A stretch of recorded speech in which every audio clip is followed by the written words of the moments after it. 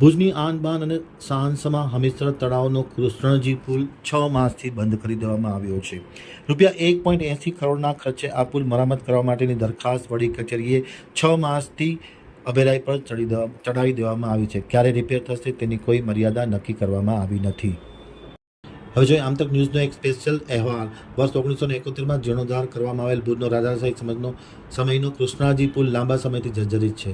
પાલિકા દ્વારા ₹1.80 કરોડના ખર્ચે આ નવો પુલ બનાવવા માટે રાજકોટની વડી કચેરીને 6 મહિના પહેલા દરખાસ્ત મોકલવામાં આવી હતી, પરંતુ 6 માસ થવા આવ્યા બાદ આ દરખાસ્ત અંગે કોઈપણ પ્રકારનો નિર્ણય વડી કચેરી દ્વારા લેવામાં નહીં આવતા લોકોમાં નારાજગીની લાગણી જોવા મળી રહી છે. જર્જરિત પુલનો એક સાઈડનો ભાગ છેલ્લા 6 માસથી બંધ કરી દેવામાં આવ્યો છે. ખાસ કરીને હમીરસર તળાવ એ સમગ્ર ભુજવાસીના હૃદયનું એક લાગણીનો તાર છે.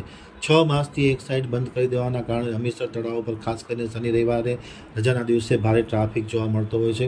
પરિણામે ટ્રાફિકની સમસ્યા પણ સતાવતી હોય છે. નબળી નેતાગીરીના કારણે આ 6 માસથી આ પુલ રિપેર કરવા માટે જે ₹1.80 કરોડનું જે બજેટ ફાળવવામાં આવ્યું છે તેની દરખાસ્ત મંજૂર કરવામાં આવી નથી.